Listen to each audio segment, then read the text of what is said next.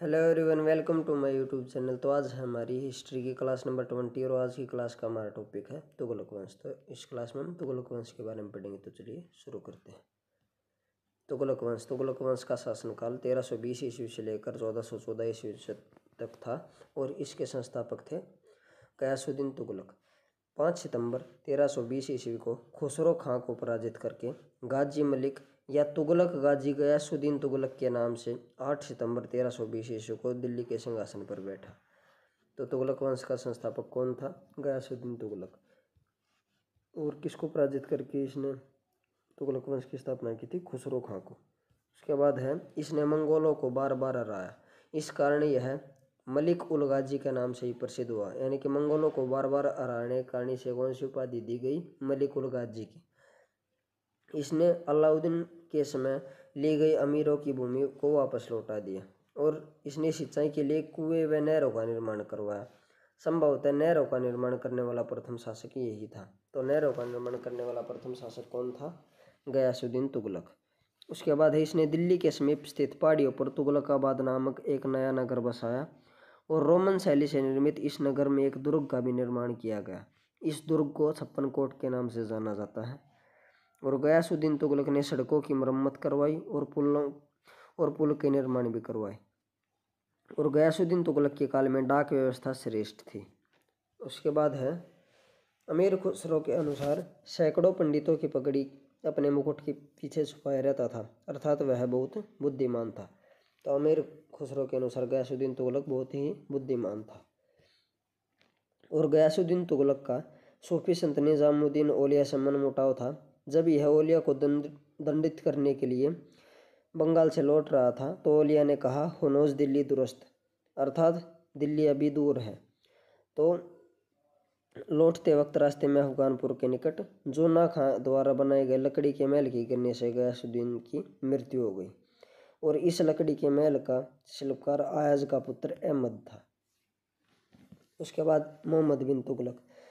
अपने पिता की मृत्यु के बाद जुन्ना खां मोहम्मद बिन तुगलक के नाम से 1325 ईस्वी में सुल्तान बना। तो जुन्ना खां का दूसरा नाम क्या था? मोहम्मद बिन तुगलक। और यह गयासुद्दीन तुगलक का पुत्र था। उसकी मृत्यु के बाद 1325 ईस्वी में यह शासक बना। और उसके बाद है मध्यकालीन सभी शासकों में मोहम्मद बिन तुगलक सर्वाधिक शिक्षित और विद्वान था। इसे इतिहास में एक बुद्धिमान मूर्ख शासक के रूप में जाना जाता है। बर्नी के अनुसार मोहम्मद बिन तुगलक ने 5 परियोजनाएं शुरू की और ये 5 परियोजनाएं असफल थी, इसलिए इसे एक बुद्धिमान मूर्ख शासक के रूप में जाना जाता है। पहली इसकी जो योजना थी वो थी राजधानी परिवर्तन, जो इसने 1326-27 ईस्वी में की। इसने अपनी राजधानी दिल्ली से देवनागरी स्थानांतरित की और इसका नाम दौलताबाद रखा। राजधानी परिवर्तन करते समय बहुत सारे लोगों की मृत्यु हो गई, क्योंकि जब राजधानी स्थानांतरित की तो दूरी के कारण बहुत सारे जान माल की हानि हुई। इससे इसका मन विचलित हो गया और इसने वापस देवगिरी से दिल्ली राजधानी स्थापित की। तो आते वक्त भी बहुत सारे व्यक्तियों और पशुओं की मृत्यु हो गई। तो इस प्रकार यह योजना असफल थी। अब उसके बाद है सांकेतिक मुद्रा का प्रचलन। मोहम्मद तुगलक ने चांदी की कमी के कारण तांबे और कांसे के सिक्के चलाए। इन सिक्कों का मूल्य चांदी के सिक्कों के बराबर घोषित कर दिया। यानी कि जो तांबे और कांसे के सिक्के थे उनका मूल्य चांदी के सिक्कों के बराबर घोषित कर दिया। तो बहुत अधिक मात्रा में नकली सिक्के बनने लगे। इसके बाद सुल्तान को खजाने के से असली सिक्के देने पड़े, जिससे खजाना और खाली हुआ और यह योजना भी विफल हो गई। अब उसके बाद है खुरासान अभियान। इसने मध्य एशिया में स्थित खुरासान राज्य की अव्यवस्था का लाभ उठाकर वहां कब्जा करना चाहा। इसके लिए 3,70,000 लोगों की एक विशाल सेना तैयार की तथा 1 वर्ष का वेतन पहले ही दे दिया, परंतु खुरासान की स्थिति सामान्य हो गई और यह योजना भी विफल हो गई। अब उसके बाद है कराचिल अभियान।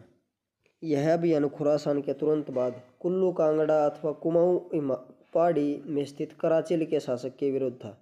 इसमें सुल्तान को धन की बहुत हानि हुई। पहला तो इसे वहाँ के पहाड़ी जो क्षेत्र था उसका अंदाज़ा नहीं था और वहाँ के जो व्यक्ति थे और योद्धा थे वो बहुत कुशल थे, उन्होंने इनका डटकर सामना किया। इस प्रकार यह योजना भी असफल हो गई। अब उसके बाद है दोआब में कर वृद्धि। इसकी असफल योजनाओं से राज्य के कोष में आर्थिक हानि हुई। इसकी पूर्ति के लिए दोआब क्षेत्र में कर वृद्धि कर दी गई। दुर्भाग्यवश इसी वर्ष इस क्षेत्र में अकाल पड़ गया। किसानों और जमींदारों से कर वसूल करने में सख्ती बरती गई। फलस्वरूप जमींदारों ने विरोध कर दिया और खेती करना बंद कर दी। इस प्रकार यह योजना भी विफल रही। अब उसके बाद है इसी के शासनकाल में यानी कि मोहम्मद बिन तुगलक के शासनकाल में ये अफ्रीकी यात्री इब्न बतूता 1333 ईस्वी में भारत आया था। सुल्तान ने इसे दिल्ली का काजी नियुक्त किया और 1342 ईस्वी में सुल्तान ने इसे अपने राजदूत के रूप में चीन भेजा। और इब्न बतूता की पुस्तक रेहला, जिसे सफ़रनामा भी कहा जाता है, उसमें मोहम्मद बिन तुगलक के समय की घटनाओं का वर्णन दिया गया है। और इब्न बतूता अफ्रीका के मोरक्को के टेंजीर का रहने वाला था। अब उसके बाद है इसने कृषि के विकास के लिए दीवाने कोई नामक विभाग की स्थापना की और इसका प्रधान अमीर कोई होता था।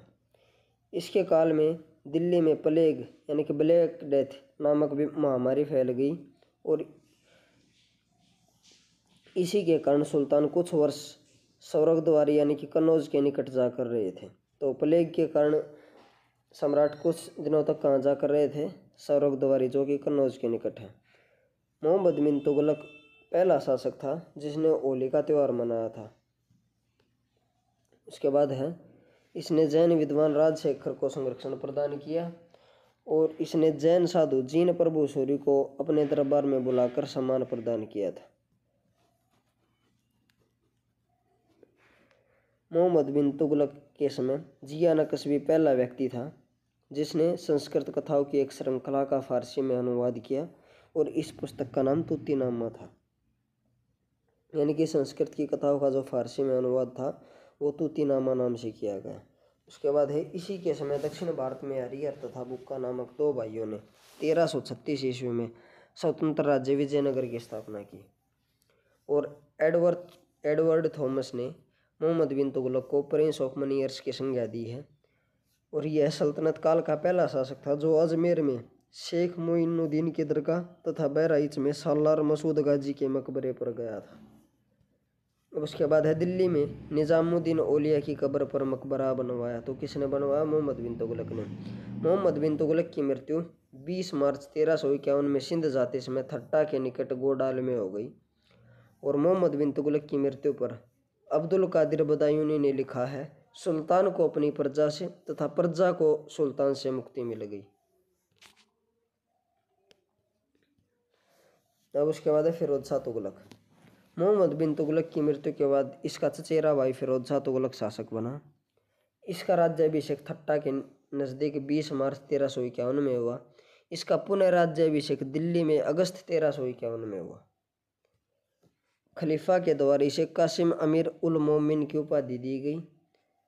उसके बाद है फिरोज शाह तुगलक ने राजस्व व्यवस्था के अंतर्गत अपने शासनकाल में 24 कष्टदायक करों को समाप्त कर केवल 4 कर वसूल किए। ये 4 कर थे खराज, जो कि एक लगान कर था, खुमस, जो कि युद्ध में लूट का माल था उसमें राजा का हिस्सा, जजिया कर और जकात कर। ये 4 कर इसने लिए केवल 24 करों को हटाकर। अब उसके बाद है यह ब्राह्मणों पर जजिया कर लगाने वाला पहला शासक था। तो ब्राह्मणों पर जजिया कर लगाने वाला पहला शासक कौन था? फिरोज शाह तुगलक। इसने एक नया कर जो कि सिंचाई कर था वो लगाया और यह उपज का 1/10 भाग था और इस सिंचाई कर को सुर्ब कर कहा जाता था। अब उसके बाद है इसने 5 बड़ी नहरों का निर्माण करवाया जिनमें अलुग खानी तथा रजबा नहर प्रमुख थी। इसने कुतुब मीनार की 4थी मंजिल की मरम्मत करवाई तथा 5वीं मंजिल का निर्माण करवाया। तो कुतुब मीनार की 5वीं मंजिल का निर्माण किसने करवाया था? फिरोज शाह तुगलक ने। अब उसके बाद है इसने 300 नए नगरों की स्थापना की। इनमें हिसार, फिरोजाबाद, दिल्ली में फतेहाबाद, जौनपुर, फिरोजपुर ये शहर प्रमुख थे। इसके शासनकाल में टोपरा एवं मेरठ से अशोक के 2 स्तंभों को लाकर दिल्ली में स्थापित किया गया। और फिरोज शाह तुगलक के समय जो दास थे, दासों की संख्या सबसे अधिक थी, करीब 1,80,000 दास थे इसके समय पर। इसने दासों की देखभाल के लिए एक नए विभाग की स्थापना की जिसका नाम था दीवाने बंदगान। तो दीवाने बंदगान की स्थापना किसके लिए की गई थी? दासों की देखभाल के लिए। इसने अनाथ मुस्लिम महिलाओं, विधवाओं एवं लड़कियों की सहायता के लिए इसने एक नए विभाग दीवाने खैरात की स्थापना की, यानी कि मुस्लिम महिलाओं और विधवाओं के लिए तथा लड़कियों की सहायता के लिए कौन से विभाग की स्थापना की? दीवाने खैरात। इसने एक खैराती अस्पताल भी बनवाया जिसका नाम रखा दारुल सफ़ा। और इसने मैरिज ब्यूरो, लोक निर्माण विभाग एवं रोजगार कार्यालय की स्थापना भी की। उसके बाद है इसने चांदी एवं तांबे के मिश्रण से निर्मित सिक्के जारी करवाए जिन्हें अदा, जो कि जितल का आधा होता था, और बीख कहा जाता था जो कि जितल का 1/4 होता था।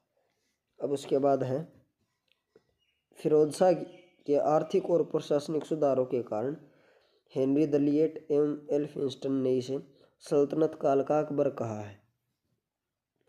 इसने अपनी आत्मकथा फतवात फिरोज शाही की रचना की। तो फिरोज शाह तुगलक की आत्मकथा का क्या नाम था? फतवात फिरोज शाही।